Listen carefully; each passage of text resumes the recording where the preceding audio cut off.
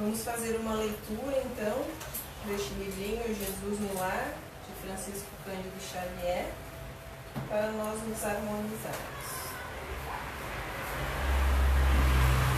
A Escola das Almas.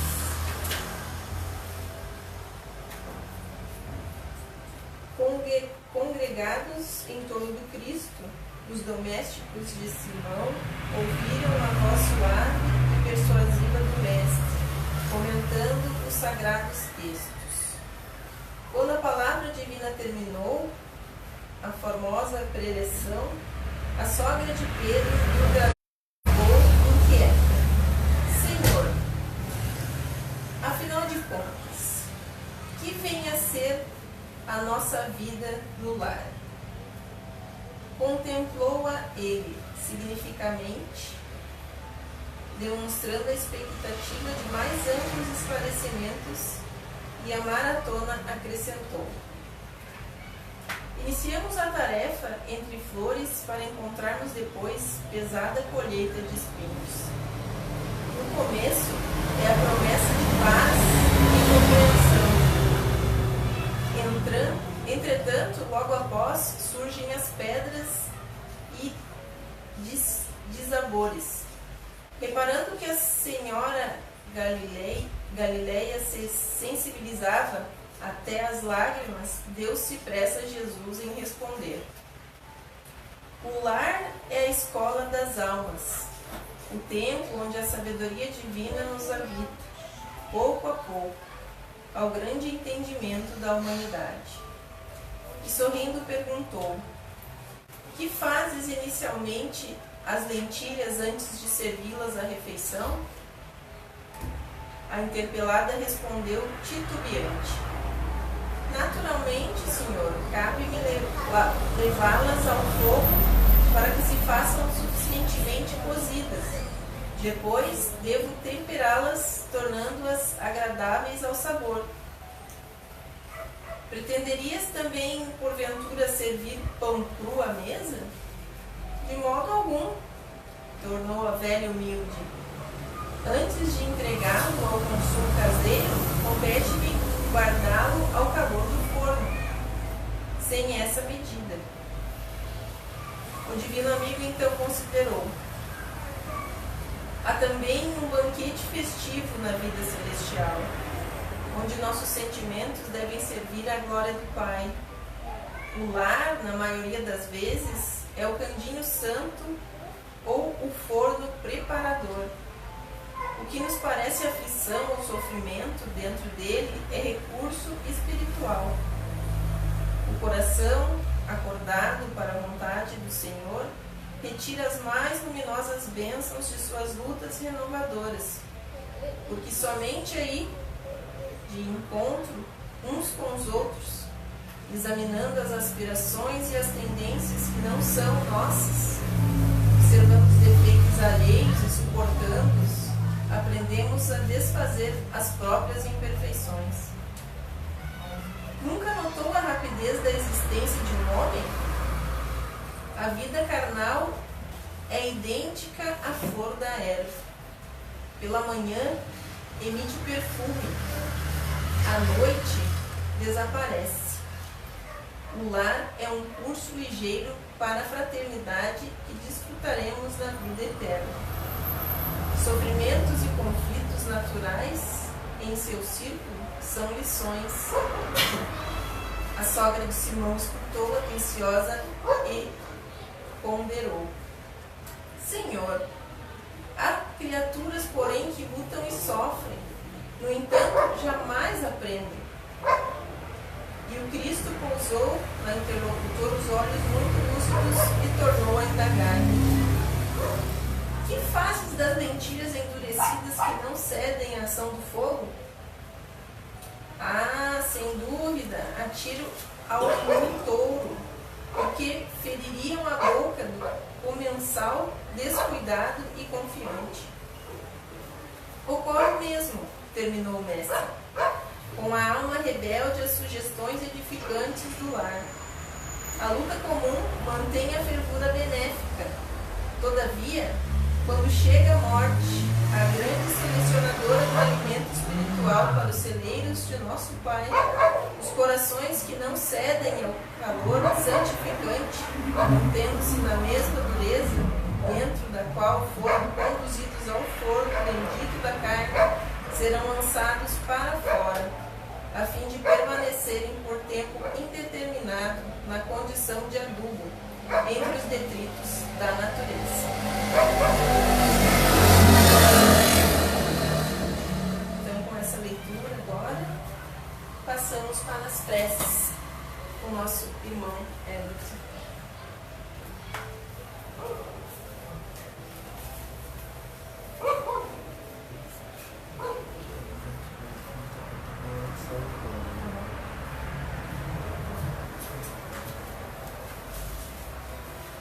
Novamente uma boa noite a todos. Sentem-se todos acolhidos na casa de Francisco. Então convidamos a todos, vamos fechar os olhos, vamos elevar pensamentos, os nossos sentimentos a Deus, nosso Pai, de infinito amor e bondade, a Jesus, nosso bom e mestre amigo, e os nossos familiares, amigos, nossos amigos espirituais, trabalhadores incansáveis do bem desta casa, sob a tutela do nosso Pai espiritual, nosso Pai Francisco, que possa abençoar e iluminar a todos, ao nosso bairro, a todos os nossos vizinhos, que possam se contagiar com essas energias de amor e de paz, que todos aqui possam se sentir melhores, sair daqui amparados pelo amor do Pai, o amor divino. E nesse clima de paz e de harmonia, rogamos aos nossos mentores amigos que possamos nessa noite ter olhos de ver, ouvidos de ouvir a mensagem do Evangelho para nós nesta noite. Que os benfeitores, mentor amigo, nosso irmão facilitador da noite, seja inspirado, que possa ser feliz com as suas mensagens para todos. E assim, então, agradecemos, Senhor, e com a sua permissão damos início às nossas atividades doutrinárias desta noite. Que assim seja. Então é com uma enorme alegria e satisfação novamente temos o nosso irmão aqui presente, o irmão Rafael Sartur, da Ponto de Luz de Esteio, né? Então com o tema Aqueles que dizem Senhor, Senhor, não entrarão no reino dos céus, está no Evangelho segundo o Espiritismo, capítulo 18, item 6. Então a gente procura fazer esse trabalho de sequência que serve para um estudo para todos, né? Então a gente agradece os irmãos que estão... A gente está formando essa equipe aí que estão colaborando conosco, já fazem parte da família. Então, muito fica à vontade, o tempo é todo seu, tá? É 30 minutos. No máximo 1 hora, tá? Tem 1 hora para fazer o teu trabalho. Então, boa noite a todos. Vamos estar de novo aqui, né? Nós vamos tratar de um tema. Vamos tratar de um tema em que, na época de Jesus, nós tínhamos uma condução religiosa já bastante antiga. Não era algo surpreendente, não era algo novo, mas era antigo.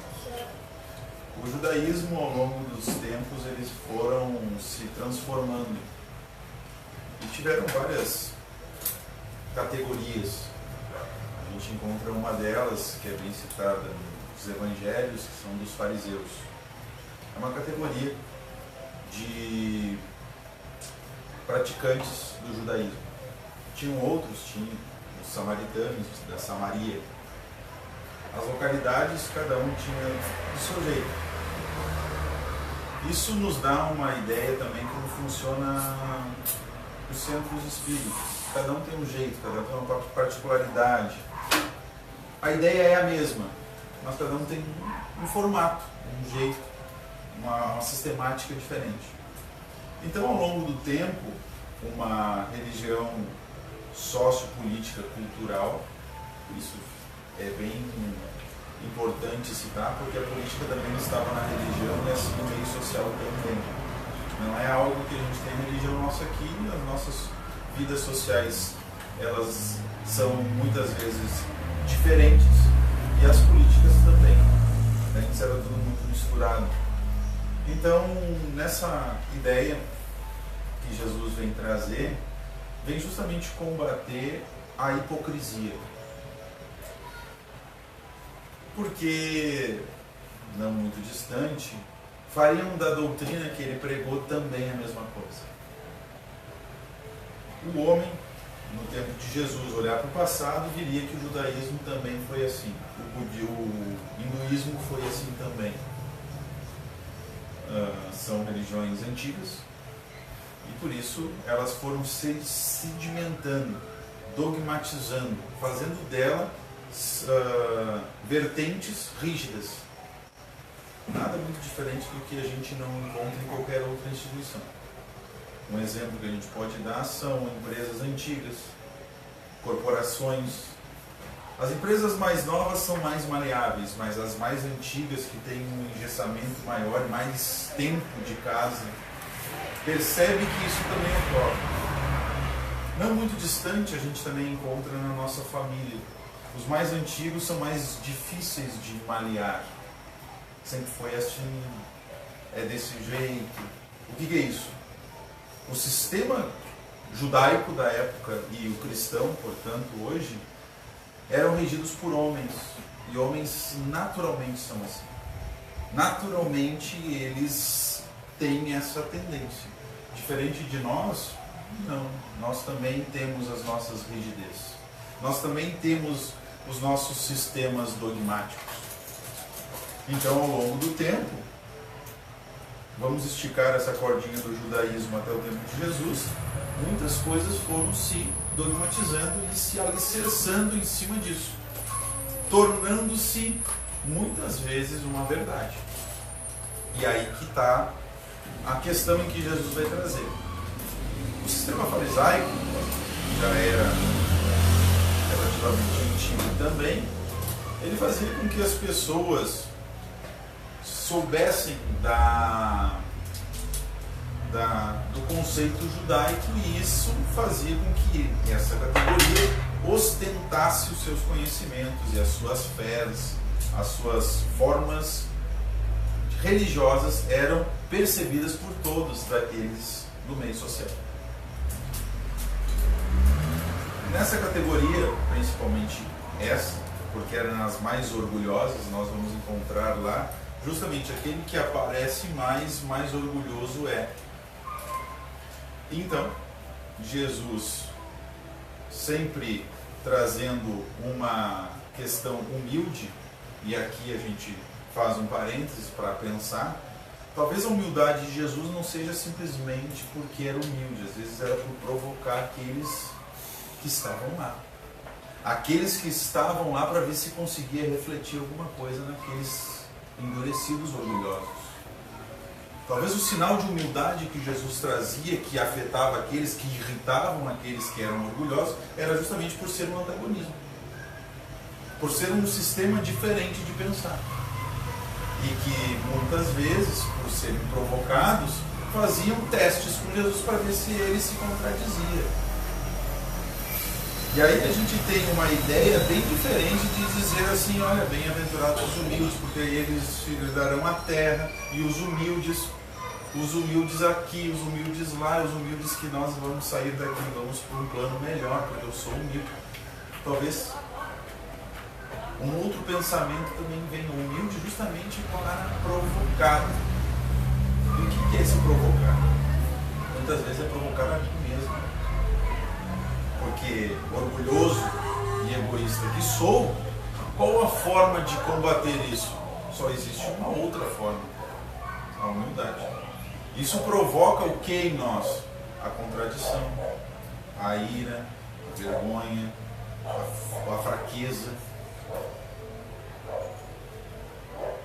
E aí, como nós somos nós mesmos, como nós somos nós mesmos, nós não temos como nos boicotar tanto assim, como fazia com Jesus, porque é uma terceira pessoa. Então eu não consigo boicotar. Como é que eu digo daí?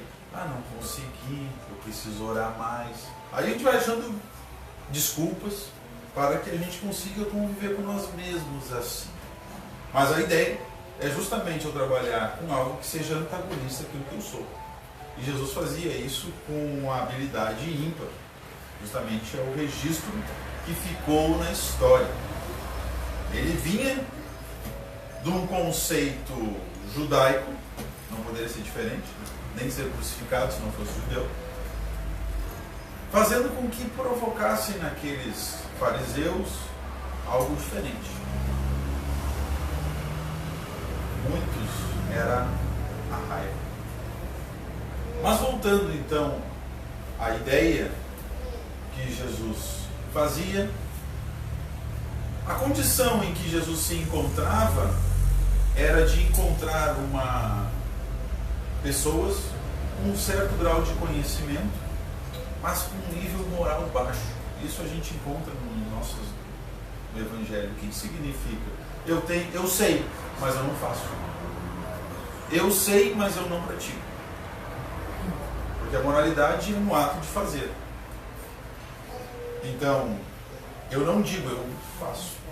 Né? Eu não digo a pessoa amada que amo, eu mostro isso. O resultado é o resultado. Então, a moralidade vai estar na ação feita e não no que se sabe ou se diz. Essa é a diferença que Jesus vem trazer e cutucar os fariseus. Aí, eu tenho duas opções. Uma, eu aceito e digo assim, realmente eu sou fraco, eu sou ruim mesmo. A outra, que normalmente acontece, é o rancor, a ira, o ódio, o ressentimento. Porque é a fuga que nós temos para isso. Como eu não quero enxergar, eu preciso achar alguma coisa ali. Ele é muito arrogante, ele se faz de humilde, mas ele é um lobo em pele de cordeiro. Eu vou botando justificativa em cima daquilo. Então, só que eu não encontro em Jesus nada que diga assim, ele está errado. E aí está a habilidade do cara. Nada que está errado. Ele vai pegar a mulher adulta e vai dizer, então atira a primeira pedra daquele que nunca pecou. Ou seja, lá estavam os fariseus. A lei manda. Tanto é que um doutor da lei diz, a lei manda isso. Ele sabia a lei. Mas como não praticava, ele está. Eu não vou contradizer o que tu está dizendo. Porque seria justamente o que eles queriam, que Jesus contradizesse. Não. A lei manda, faça. Porém, é o seguinte, atire a primeira pedra aí. Aquele que nunca pecou. Simples assim. Vão se retirando as pessoas e ficando só ele. E quando Jesus vai dizer assim, aqueles que dizem Senhor, Senhor, esses não vão entrar no reino dos céus. Ele diz justamente, prevendo que o homem repetiria as mesmas coisas. Repetiria os mesmos erros. Porque por ser homem, não entendendo o sistema como funciona, ele vai fazer disso uma tábua para o seu poder. Então muitos daqueles que dizem isso não entrarão no reino dos céus. Para nós espíritas também. Nós não somos isentos da humanidade, nós não somos ETs. Então justamente que nós espíritas também vamos passar por isso? Sim. E mais, já estamos passando por isso.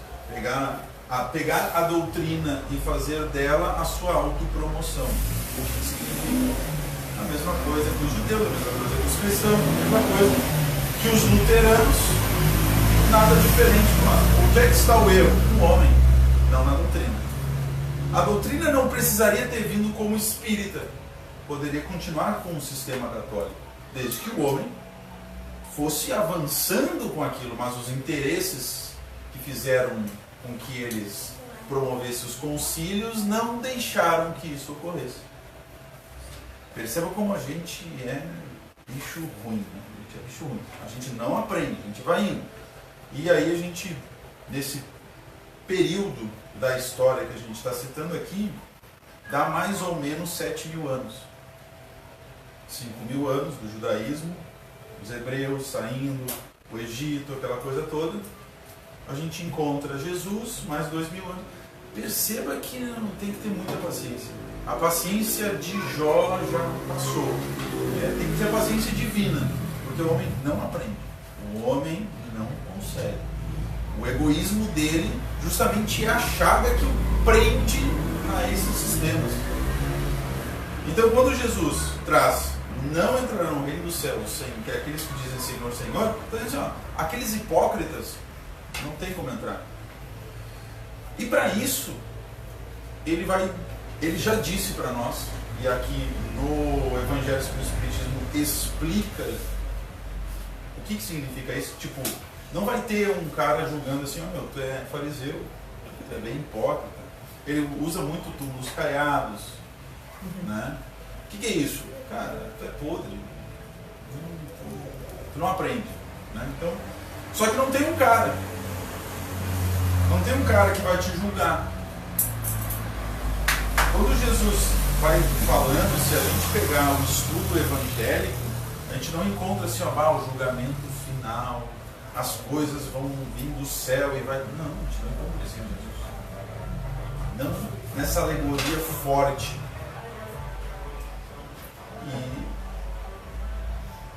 percebemos que quando Jesus traz a ideia e a doutrina espírita explica, é que o final da nossa existência é resultado. Não vai ter ninguém dizendo. Aonde eu estive, mesmo na doutrina espírita, mas se o meu coração está pelo orgulho, pela alta promoção, por essas coisas que o mundo oferece, é onde eu estarei. Com aqueles orgulhosos, com aqueles que querem isso também.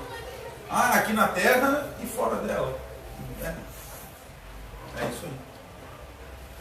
Não tem muito mistério. É isso aí.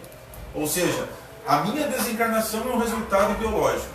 E aonde eu estiver é um resultado da minha cabeça. É onde eu sempre estive. Eu sendo um cara sexólogo, mas onde é que eu estarei? No umbral com essas pessoas que também gostam da mesma coisa.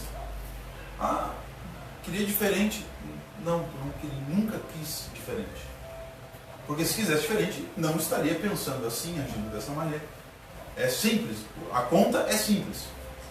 A questão é que, como dentro do cristianismo, 2.000 anos, os sistemas, os dogmas, foram se criando em cima de alicerces falsos, a gente pensa assim, não, então alguém vai me julgar e eu preciso então negociar.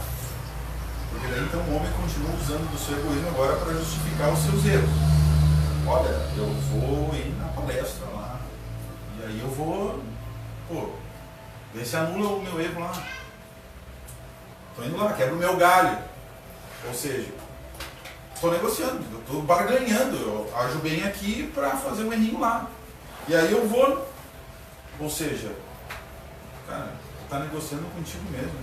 O teu pensamento nunca mudou e não vai entrar. Mas eu falei com públicos aí, para a galera toda e tal, quanta gente me ouviu. Cara, era tudo Tu veio de fábrica com memória e soube ler. Tu pega a tua memória e tem a fala e tu fala. Nada passou por ti, na verdade. O que está no teu coração é outra coisa. O que veio de fábrica com um cérebro e tal, e daí tu tem facilidade de falar, tu tem facilidade de memorizar coisas e tu sai falando. Que mérito é teu aí? O cérebro veio pronto, cara. Veio com as habilidades que tu veio para isso. Aonde que tu está meritório? É o teu lugar melhor que tu diz aí. E o engraçado desse pensamento é o seguinte: o melhor lugar que eu posso estar é onde eu estou. O melhor lugar onde eu posso estar é onde eu estou. Se não é fisicamente, mentalmente. Mentalmente é. Eu não gosto aqui, está muito calor e tal, não sei o quê. Minha cabeça está em outro lugar. A minha mente está lá. Só que quando eu desencarnar, eu não vou estar o corpo. Vou estar com a mente. Eu vou estar onde eu penso. Cara, é fantástico como reflexão esse pensamento. Porque é o seguinte, eu não preciso mais do corpo que me limita. Eu estou com a mente. E agora a mente vai aonde eu quiser. Nossa. O que eu me acostumei ao longo da minha encarnação? Pensar nunca onde eu estou, sempre fora, sempre em outro lugar. Que lugar é esse? É X. Cara, agora sim o corpo é fantástico. Agora eu estarei lá frequentemente. Agora sim. Agora eu vou estar pleno. E aí as pessoas, nos relatos dos livros, contam que não é tão bom assim. Mas é onde elas sempre estiveram. Perceba que tem a hipocrisia já começa na negação de onde está. E eu vou pegar um exemplo simples. Simples. 8 anos de André Luiz no umbral. Cara, André Luiz no umbral, não sabia quanto tempo ficou lá.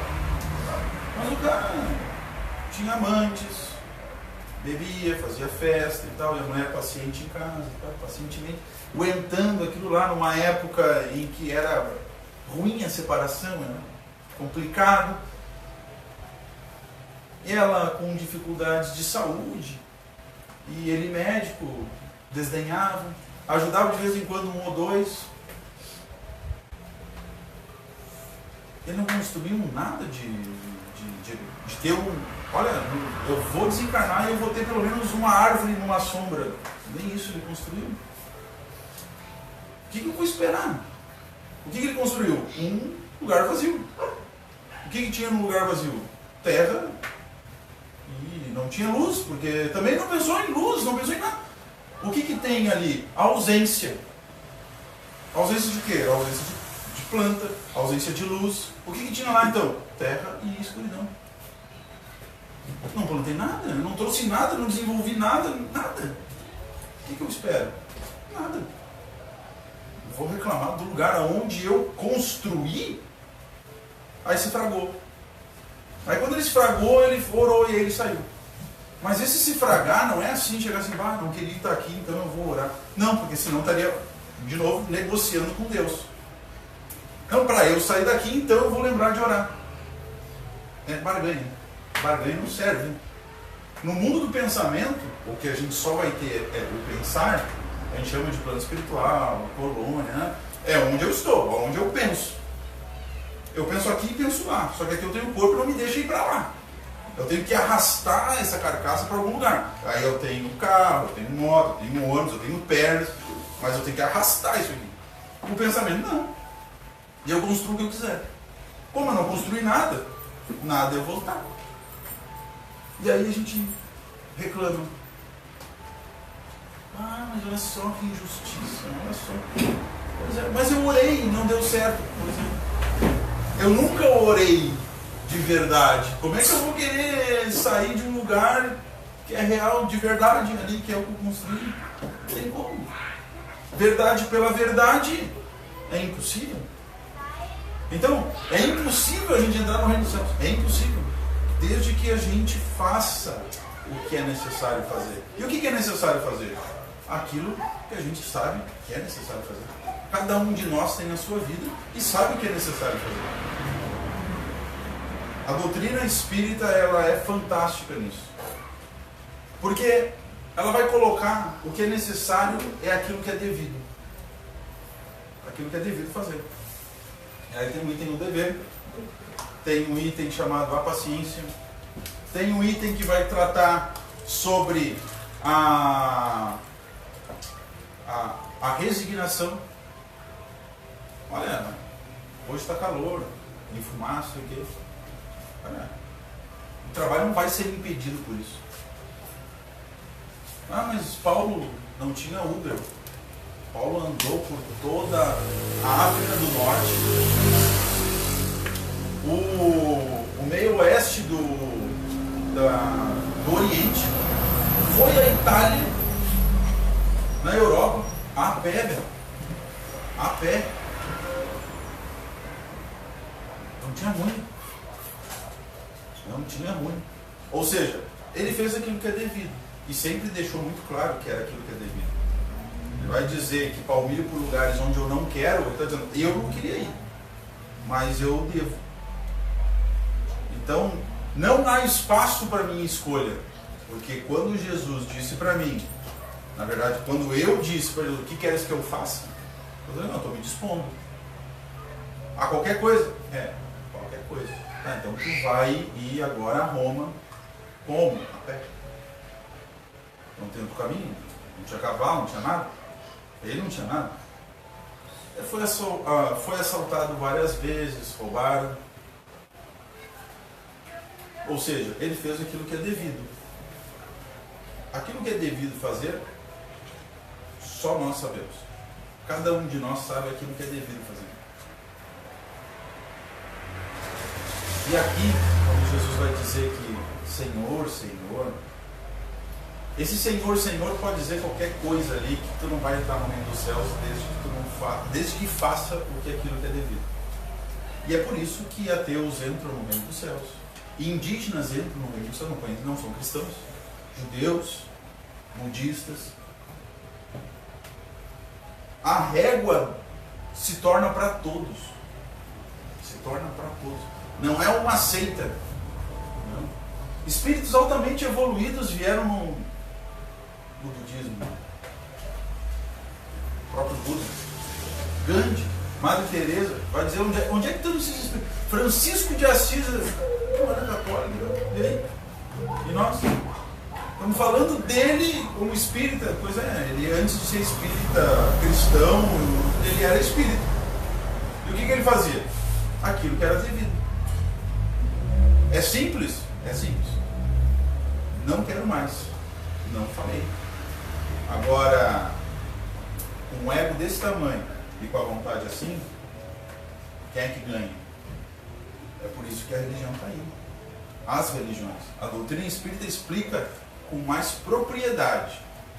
É melhor que qualquer outra? Longe. Senão estaríamos todos salvos. E não salva. A religião não salva ninguém. A questão é que eu entendo. Depende de mim. Ah, não depende do outro? Não. Ah, mas não depende de eu ir lá para... Não, porque se eu fizer a dependência de algo, eu estou negociando. E negociar não dá. Negociar com Deus, não, cara. Estamos terminando 2018. Estamos num passo muito lento para as pessoas conseguirem compreender que não tem negociação. Não tem negociação. Eu não posso amar por negócio.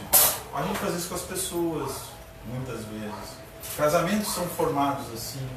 Filhos a gente negocia assim. E Deus? Também. Se a gente não consegue com os homens, com Deus vai ser como? Não vai ser diferente. A questão que Jesus vai dizer com Senhor, Senhor, tira isso e fica com o fundo. O fundo o que é? Olha, eu dei o exemplo e é possível fazer. Aí veio um cara torto, que nem Paulo, torto, matou gente pra caramba, e também conseguiu. Também nada. É possível? É possível. O que me falta? Vontade. O item que fala de vontade também está no Evangelho.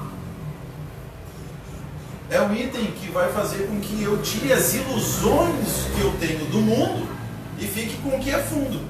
A forma eu elimino. O mundo cor-de-rosa, o mundo com pessoas legais e tal. Não existe. Não existe. Ah, mas então nas sociedades a gente vai encontrar isso. Sociedades espíritas também não vamos encontrar. São pessoas com pensamentos diferentes, com culturas diferentes, que vieram de lugares diferentes, com educação diferente. Como é que vai ser? Não tem como ser. Ah, vai ser harmonioso, que nem o nosso lar, que a gente lê tudo harmonia e tal. Cuidado, porque quando o ministro pediu para parar de comer carne, botar só sopinha, tiveram que elevar as paredes das muralhas do nosso lar porque a vibração baixou. Pois é, lá também. Não é fácil, assim. A gente pega um livro e diz assim, vou ver o filme, que lindo. Pois é, bicho. Quando um turista vem pro Brasil e diz assim, tu é brasileiro e tal, pois é, tu vive no Rio no Carnaval, né? Não, cara, eu vivo aqui em Sapucaia, no sul do Brasil, faz frio.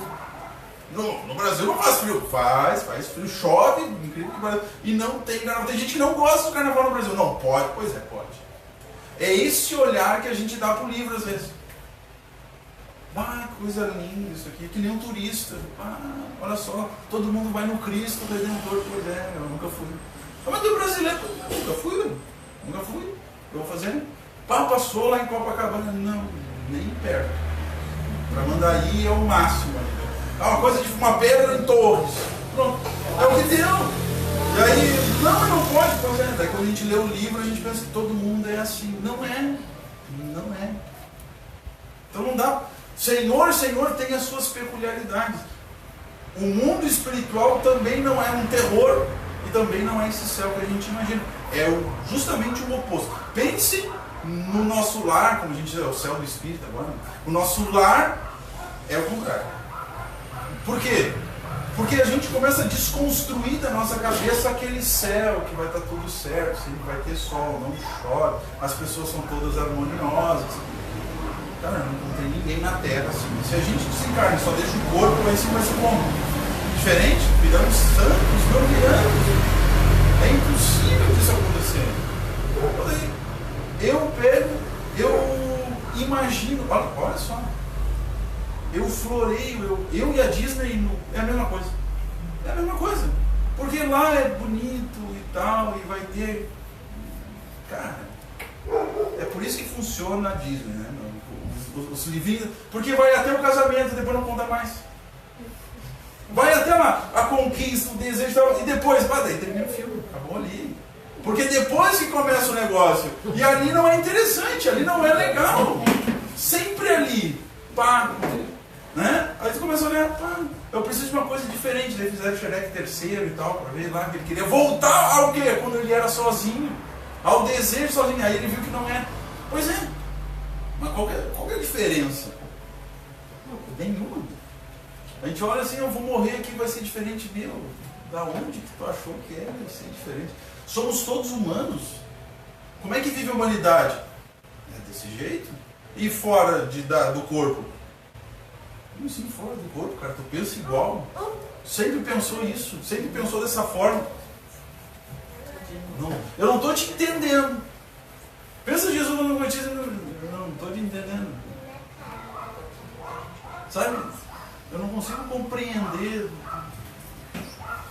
O que faz com que a gente diga Senhor, Senhor, querendo entrar no reino dos céus, negociando com Deus, é justamente a ilusão. Porque o nosso egoísmo e o nosso orgulho é tão grande de dizer assim, olha, pai, eu sou ruimzinho, eu vou para um lugar ruim. A gente não aceita muito isso. Não é muito aceitável dizer assim, olha, eu não consigo. Não vou para um lugarzinho muito bom. Pelo menos leve um encarte contigo, assim, no bolso, assim, quando você encarnar, alguma coisa. Dizendo, pelo menos saiba. Fica menos feio. Assim, saiba, eu sei que eu não vou. Por quê? Porque eu chego e agora eu estou aqui preso nisso aqui e tal, me revolto. Nada diferente de alguém que recebeu o diagnóstico de câncer e se revolta. Aí ele morreu, hoje morreu voltar. Quer o nosso lar? Como é que ele quer o nosso lar? Ele quer matar Deus. E ele sabe, desde o catolicismo lá, né? Deus é imortal, onisciente, onipresente. Ele não sabe, não dá para matar Deus, não tem como. Ele sabe disso, mas ele não vive isso. Essa hipocrisia que nós vivemos no mundo, de que as coisas são do jeito que nós projetamos. E não queremos a realidade que o mundo nos oferece. O mundo nos oferece o Emmanuel chama de cadinho. Muito, ele usa muito cadinho. O cadinho da vida, o cadinho. O que é isso? Cara, O cadinho é onde tu bota fogo, bota o ferro, mexe, ele fica líquido e aí tu deforma ele do jeito que tu quiser. Beleza? Pois é. Só que quando nós temos o livre-arbítrio, muitas vezes eu entro no cadinho, mas eu me revolto, então eu não consigo ficar líquido para ser moldado. Eu fico duro.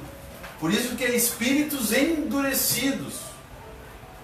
Eu fico duro, petrificado, não, estou revoltado. Não. Aí tu bota fogo, não dá e tal. Aí tu joga para poder se deformar. Quando tu joga, a gente chama isso de dor.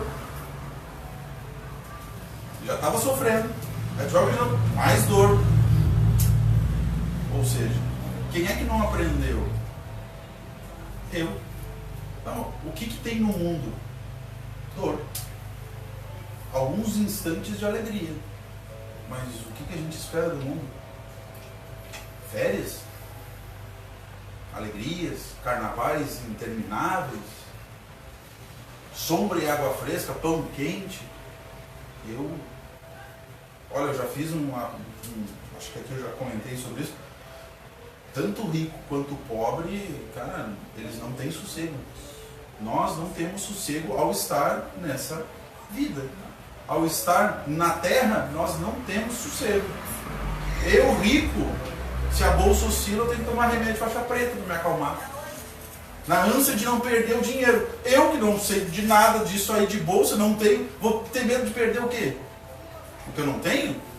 Não, meu problema é outro. Ele pode comprar o que ele quer, eu não posso. A minha dor é de não poder. Ele pode, mas ele quando oscila 1% a bolsa, já tem que tomar coisa para se acalmar. Não dorme de noite. Eu não tenho esse problema. Ele tem aquele problema, eu tenho outros problemas. Nós dois dizemos Senhor, Senhor, tentando negociar com Deus. Aí que está. Ele Senhor, Senhor por causa de 1% e eu por não poder comprar. Aonde que a gente vai parar? No mesmo lugar. O negócio é o mesmo. A transição, a negociação é a mesma. O intuito é o mesmo. O intuito de querer o que tu não tem e ele de não perder o que tem. Ah, vamos para lugares fantásticos e fabulosos. Não, eu vou porque ele é rico, né? Mas eu não, eu vou porque eu não tive, eu sou um coitado. Mas tu negociou igual, tu é negociante igual que ninguém. Se tivesse na posição, faria diferente? Pouco provável.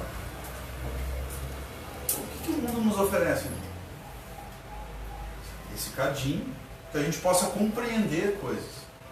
Que a gente possa compreender o que está na nossa mão e o que não está na nossa mão. O que está na minha mão? Poder entender. A doutrina espírita vem com as explicações, muitos livros filosóficos trazem também, tudo isso. Isso está na minha mão. O que não está na minha mão? As dores, muitas delas. Muitas das dores não estão. Vem e sou assassinado, ou um parente meu, ou eu tenho câncer, ou bati o carro. Isso não está na minha mão. E olha só que engraçado, eu faço essa analogia sempre. Adquiro um carro e boto no seguro. Mas eu bati o carro. O seguro não me isenta de bater o carro. O seguro não me deixou livre de bater o carro. Ou seja, eu estando na religião não me garante que eu não vá me bater. Bater eu. Contra o quê? Contra as minhas dores, contra quem eu sou, a minha resiliência, a minha paciência. Ah, mas eu estou aqui dentro, não deveria acontecer. Está batendo muito bem da cabeça. Quem disse que vivendo num mundo tu não vai? Não, mas eu paguei o seguro, agora não vou. Agora eu sou indestrutível. Em que planeta tu vive? Não existe isso. Não existe. E aí a gente cria essas ilusões na nossa mente, achando que não, agora tudo vai mudar. Cara, tudo muda dentro. Não pode mudar fora. Porque o mundo foi sempre assim. Sempre teve dores, sempre teve guerra, sempre teve ciúme. O que dá para fazer de diferente ao longo desses multidão de anos que passaram aqui na Terra é nós. A única coisa diferente, o que a gente não fez na história da humanidade? É fazer o que eu não faço dentro de mim. O resto, tudo eu já fiz. Já vim rico, já vim pobre, já vim na África, já vim no Japão, já vim em tudo que é lugar. continuo. É simples, é muito fácil da gente saber como é que a gente está, é pegar esse dia de hoje, dá uma refletida no que pensou. A maioria foi coisa boa ou foi coisa do mundo mesmo? Para não dizer coisa ruim. Tá, mas eu sendo japonês vai ser diferente. Será mesmo? Então, não tem como entrar no reino do céu sem ação. Sem internalizar aquilo que é eu. Sem eu saber quem eu sou e o que o mundo me dá. Não dá para colher banana e colher pera. Não tem como. Ah, mas eu queria coisa. O mundo, ele tem um poder de agressividade muito maior que nosso. Muito maior. E nós sabemos isso. Estamos aqui hoje, pode receber uma notícia trágica quando chegar em casa. O poder de fogo do mundo é muito maior que o nosso. Ponha-se então no seu lugar. O que é o meu lugar? Tá? Não dá para ir contra, porque a perda é iminente e é sempre. O que me resta? Me revoltar. Porque quando eu tento combater o mundo, se dá tudo certo é porque estamos alinhados com o mundo. Mas se dá errado eu me revolto. Se eu me revolto, é sinal que eu achava, e a ilusão que eu tinha, é que eu era mais forte que o mundo. O que é impossível. Logicamente é impossível. É uma questão que Jesus, quando coloca isso no livro, ele já vai prevendo muitas coisas que a gente vai passar nas eras do cristianismo com isso. Porque ele vai vendo que o homem vai tentando, já que temos agora um crucificado a louvar, eu posso ter outras ideias. E essas ideias normalmente são de poder. Mas a gente também usa isso em casa. A gente não percebe. Eu tento negociar com o meu cônjuge, com a minha cônjuge. Eu tento articular. Eu tento ser muitas vezes o que eu não sou. E digo que a amo. Por exemplo, é quando a gente se conhece. Quando a gente se conhece é fantástico, a gente bota uma máscara e tal. E ao longo do tempo aquilo não tem como se sustentar, né? Porque a gente não é aquilo. Né? Um macaco que está ali preso na jaula, uma hora vai sair. Né? E quando arromba a porta, ele não abre a porta tranquilo, ele está revoltado, ele está preso, né? Ele sai quebrando tudo. E é isso mesmo. Nós somos assim. A gente enclausura ele e deixa bem quietinho, só que ele está louco ali, né? Ele está louco, está preso. Está preso? Não posso, isso não posso, ainda não dá. Então. E daqui a pouco uma cutucada, um negocinho aqui, vai indo, pum. E aí arrebenta a jaula. E aí, meu Deus, tu é assim. Pois é, já estou casado. Ferrou. E agora? Agora já foi. Agora já é. Aí, tu diz assim, não, mas eu te amo. Não sou um ET, né? Isso acontece. Né? É normal isso, né? Agora, é loucura que a gente diz. Não faz sentido. Porque se eu amo, eu preciso que a pessoa saiba quem eu sou. Dizer assim, ó, agora a escolha é tua. Tá vendo esse macaquinho preto aqui? Pois é, esse sou eu. Tu quer isso? Tá? O que mais tem? Não, é esse macaco preto. É isso. Não, pior que isso não tem. É isso aí. É esse buraco aí que tu tá vendo aí. Esse é o fundo. Quer? Bom, aí é contigo. Eu te amo ao ponto de... É isso. Se eu não te amo, eu não vou me mostrar. Mas eu posso me esconder de ti. Te desejando. E o desejo é aquilo que tu quer que te faz falta. Porque na presença daquilo, o desejo morre. Porque ela está presente em ti. Ela já está contigo todos os dias. Não tem mais desejo. E aí tu afrouxa. E quando tu afrouxa, a jaula abre e aí aparece quem tu é. Mas eu digo que eu amo. Essa é a concepção mais importante que podemos ter. Porque a gente diz que ama alguém que a gente conquistou na falsidade. A gente conquistou alguém na falsidade, no desejo, e agora a gente diz que ama. É fariseu isso, né? é fariseu o negócio. É um cara mentiroso. É um cara mentiroso. E assim a gente vive. Como é que vai dar certo no casamento? Ah, mas eu não sou bom no casamento. Ah, minha vida é tão difícil. Pois é. Aí quer reclamar. Do início, desde o início, tu mentiu. Desejando, não amando.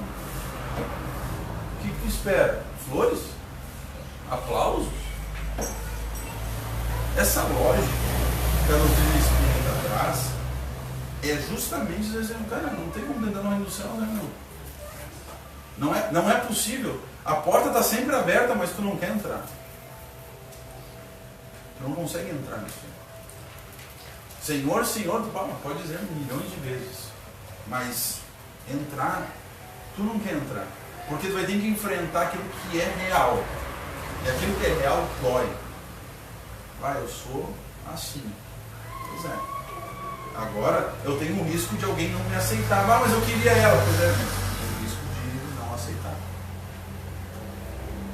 Se tu tá com medo e não quer fazer, é porque tu deseja. Mas se tu fizer, tu ama.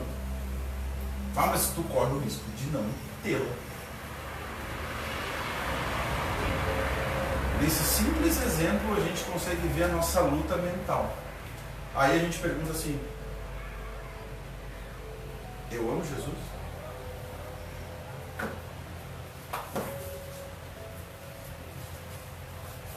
Pensa bem antes da resposta. Pode dar silenciosa. Porque como é que eu conheci Jesus? No desejo de perder, de tirar de mim as dores do mundo? Eu desejei. Eu também estou fazendo aquilo quando eu estou enamorando com alguém. Mas Jesus é maior que isso. A doutrina que ele veio trazer é maior que isso. Não é possível se não amá-lo. Não é possível. E para amar tu precisa desnudar. Olha, é isso. Os humildes que herdarão a terra são esses. Olha, eu sou isso. É feio mesmo. Porque para amar a Jesus, eu preciso me motivar a me conhecer. E quando eu vou me conhecendo, eu vou então tendo proximidade com o Mestre. E não é por acaso que Paulo cai do cavalo. O que queres que eu faça? Porque reconheceu em si tudo aquela podridão que tinha. Reconheceu em si dizendo assim: Senhor, eu sou isso. E Jesus pôde ser mostrado para ele, tanto é que ele ficou cego. É só assim. Não há outra possibilidade de entrarmos no reino do céu sem amar Jesus. Sem amar, sem conseguir saber quem tu és. Não há possibilidade. Tudo aquilo que nós fizemos ao longo de nossas vidas, tudo aquilo que nós fizemos ao longo dos nossos dias, passa por saber quem nós somos. Temos aí um final de semana para podermos refletir sobre essa temática e sabermos quem nós somos. A proximidade com Jesus vai acontecendo aos poucos. Muito obrigado pela paciência e uma boa noite.